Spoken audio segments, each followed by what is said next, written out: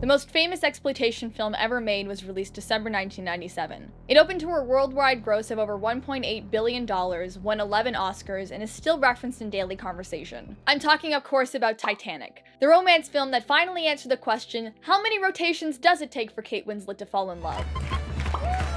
James Cameron prided himself on how historically accurate the film was, except for how Rose and Jack are fictional characters that could have been written into any other made-up boat story. In marketing discussions, apparently Cameron suggested they advertise the film not on the basis of plot, but on the fact that they filmed part of the movie on the sunken ship. You could say that the success of the film is, in no small part, off the back of the real passengers suffering. Yet we ate it up. We laughed at the man who jumped off the boat and hit the propeller, and had our hearts warmed in the end when the character Rose is reunited with her love Jack and the ghosts of, again, the very real people who tragically died on the ship. But our permissiveness towards exploiting pain for a story doesn't stop at the Titanic. There's plenty of media surrounding tragedy that fall under what I call acceptable exploitation. Conversely, there are also several examples of tragedy-based films and movies that we publicly shamed as tasteless exploitation. Remember Me, or rather the movie that ends revealing Robert Pattinson is about to be in 9/11, immediately comes to mind. The hard distinction between acceptable and unacceptable exploitation got me thinking, where's the line? When is exploitation okay? I decided the most efficient way to explore that question would be through a case study of exploitative media that audiences are divided on whether or not it's acceptable. To me, the show that best fits that bill is Monster, the Jeffrey Dahmer Story. While there is outcry over the series for reasons we'll discuss later, there's also a fair amount of positive reviews. Independent of the Dahmer of it all, it's a competently made show. Many, even those against what it stands for, hold it up for its amazing acting, compelling writing, and artful direction. I don't think the word enjoy is appropriate in this situation, but I thought it was good. I was glued to the screen for most of the 10-episode run. However, it's also been criticized for exploiting the victims and their families, with several articles asking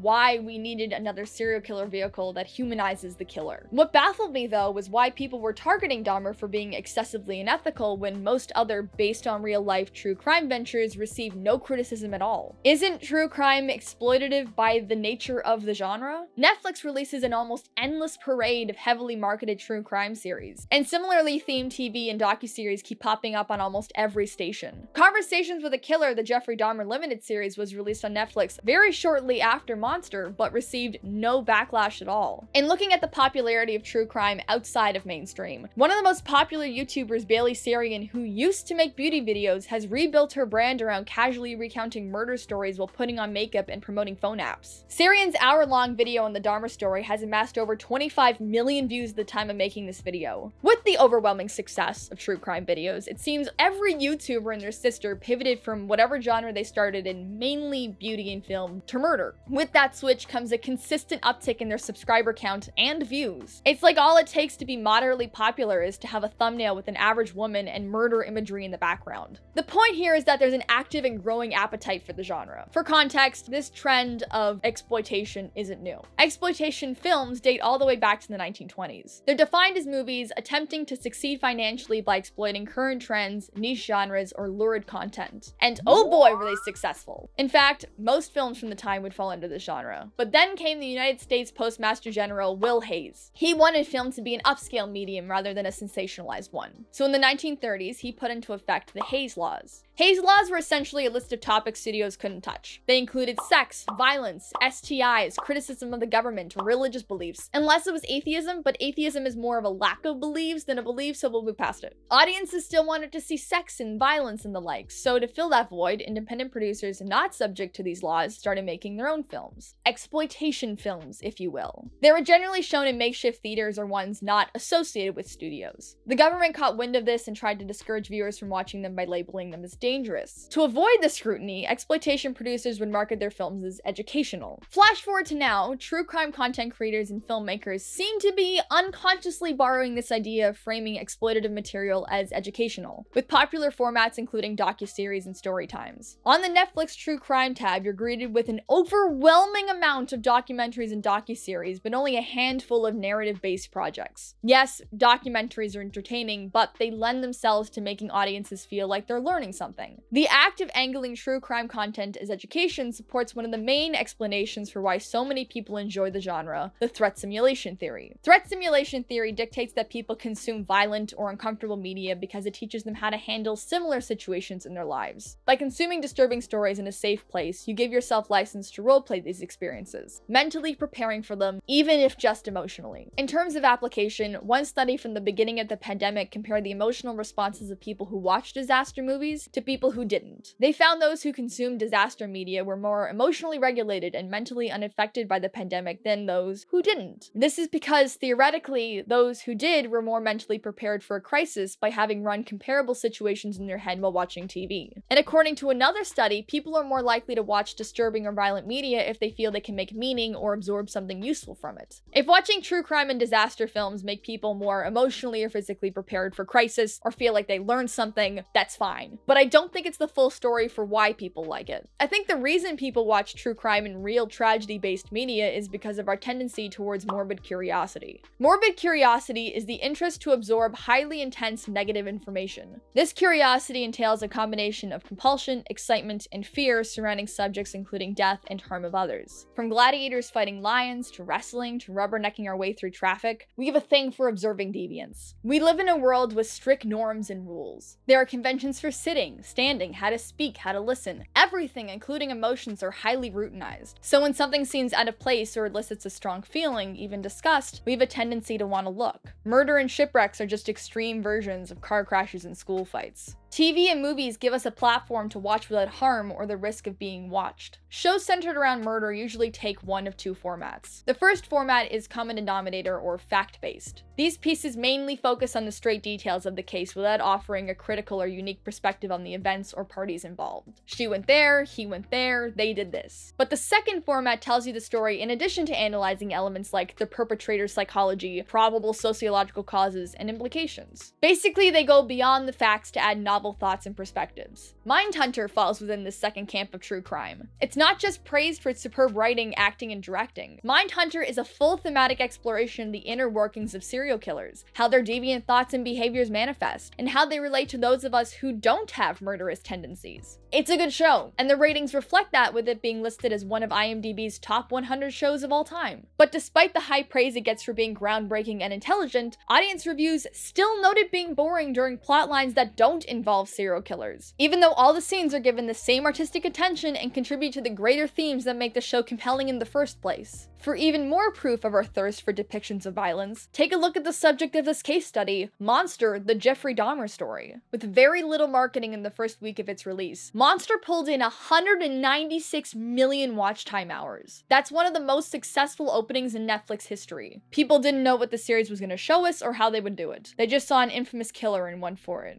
But unlike more objective documentaries and story times that hide behind the mask of education, Monster is what it is, a narrative. It doesn't keep you at arm's length, telling you the details of the case with supplementary pictures and interviews everyone's seen before. It recreates the story in front of you so you're not passively listening to the horror. You're actively witnessing it. But to make audiences want to watch anything, you need characters that people care about. And that was the series' downfall. With that, let's talk about criticism towards the show. People claim it was inappropriately exploitative for three main reasons. 1, it isn't entirely accurate to real events. 2, they feel the series makes Jeffrey a sympathetic character by humanizing him. And 3, they non-consensually depicted the real victims and their families, making up details about them and using their stories to capitalize off their suffering. These 3 points for why Monster is overly exploitative are true. I'm not denying it. However, I also don't think the showrunners were using these exploitative tactics as a cheap or easy way to get views. I think they were using them to comment on the nature of exploitation and audiences' unwavering obsession with true crime by using one of the most famous homicide cases ever. While the show does fabricate some information, conversations, and scenes surrounding the story, the fact is, Monster, the Jeffrey Dahmer Story is first and foremost a dramatized series. And while it should ethically stay as close to the truth as possible since they're playing with real lives, the main goal of a show is to succinctly, effectively, and entertainingly communicate story and information. As with any movie based on real events and people, altering details and making up things to improve the flow comes with the territory. It's a moral gray area that's above the scope of this essay, but I wanted to mention it for thoroughness. Moving on to the series Humanizing Dahmer, I also noticed and was uncomfortable with it, especially after the police catch him and he says, "What I did, I should be dead."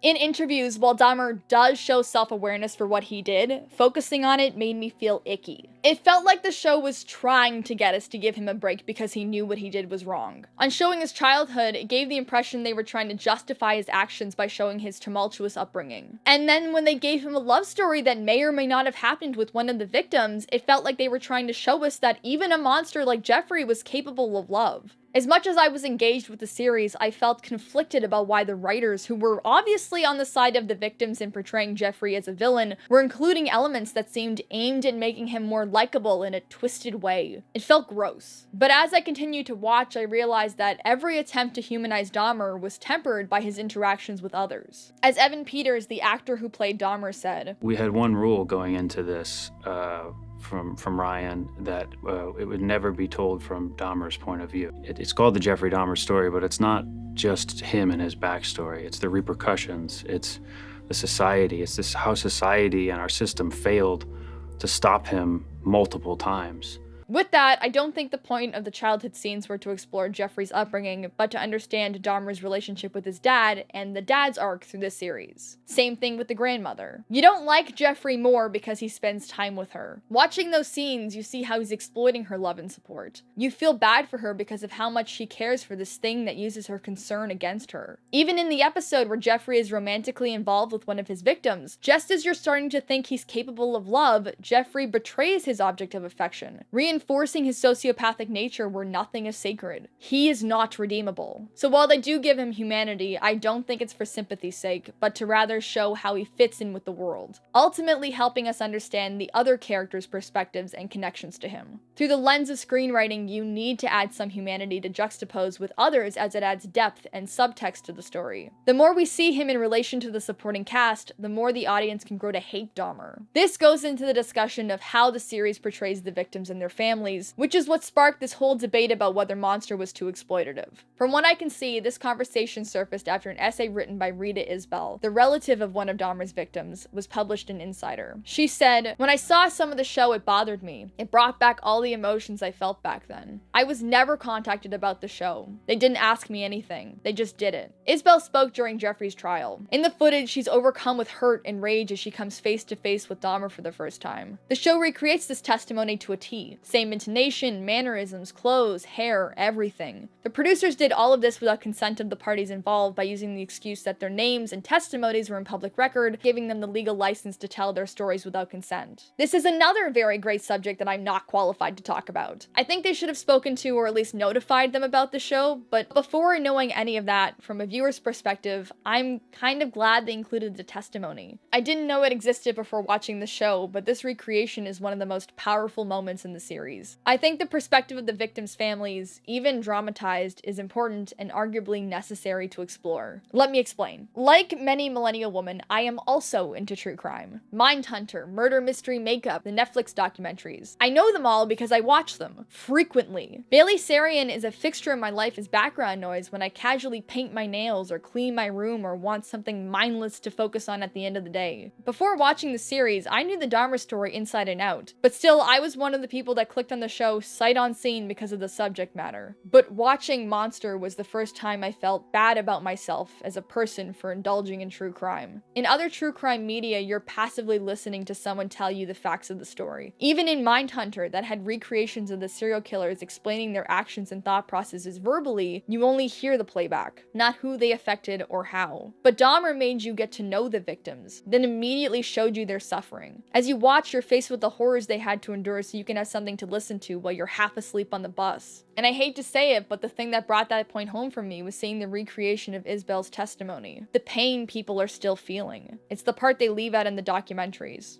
Between these moments of torture and pain, the series also lets you hear the public voices. The ones sending Dahmer's letters, taking pictures with his buildings, prying about the gory details of the case. In the context of what we've just seen the victims go through, these people look like sociopaths. We're made to judge and kind of resent them. How could they be so fixated on the fantasy of the story when real people lost their lives? But we are the public. We're the ones clamoring to hear the podcast detailing the grisly murders. We're the ones disappointed when Sarian skips her promised upload of another video disseminating tragic stories. We're the ones who watch the Netflix Conversation with a Killer tapes docuseries. I think the writers used the collective character of the public to comment on our morbid obsession with mass tragedy and the fact we would want to watch this show. First, they give us the perspective we expected clicking on the series, but filter it through a new point of view that makes you uncomfortable about wanting to watch it. Then they hold the mirror up to show us what we look like as we demand details of his crimes. We fixate on the creepy because it's fun to stare at oddities. But in doing that, we leave out the part where we're implicit in letting things like this happen. In the instance of Dahmer, he was able to get away with what he did because of systemic issues that ignored the humanity of marginalized communities. The writers could have made the same point with a show about a fictionalized serial killer and victims. But by using a story where most people know the broad strokes but not the faces behind it, the series uses a unique frame to explore the nature of true crime and exploitation that might not be apparent with a fully made up story. While I argue Dahmer is distinct in its use of narrative true crime, criticism surrounding the fabrication of facts, humanizing a monster, and non-consensual portrayals of victims and families for the purpose of entertainment is not unique. These are all very well-tread arguments that keep popping up around shows and movies based on true stories. Take, for example, the show The Act. The Act is a narrative limited series centered on Gypsy Blanchard and her mother Dee Dee Blanchard. Dee Dee convinced Gypsy she was chronically ill her whole life by drugging her and having her undergo unnecessary and invasive medical procedures for the sake of parading Gypsy around talk shows and receiving charity from organizations that saw them as inspirational. When Gypsy found out nothing was wrong with her and that her mother was keeping her sick as a method of control and publicity, Gypsy and her boyfriend stabbed and killed her.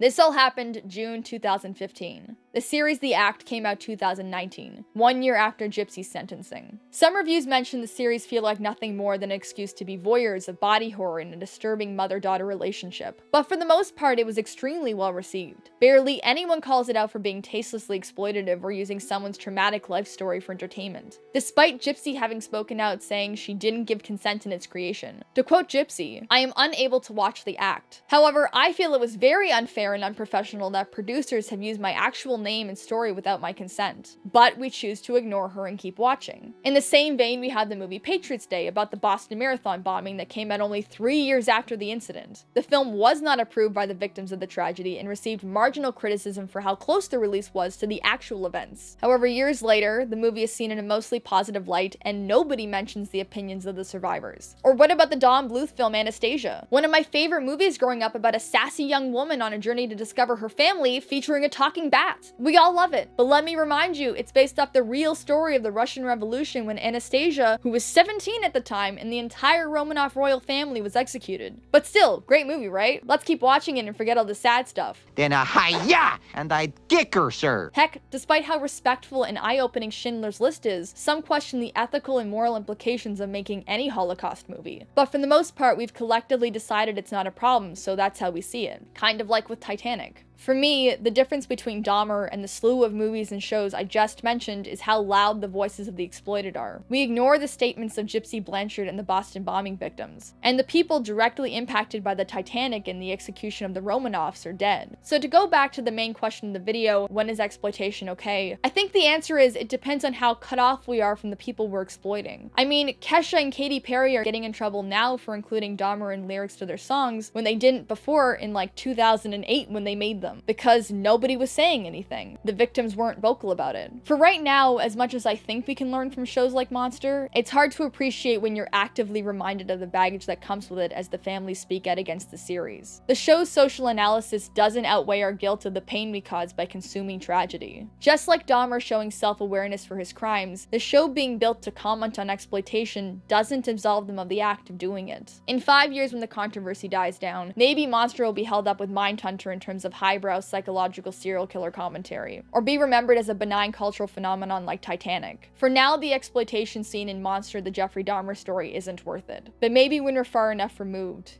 it'll be okay.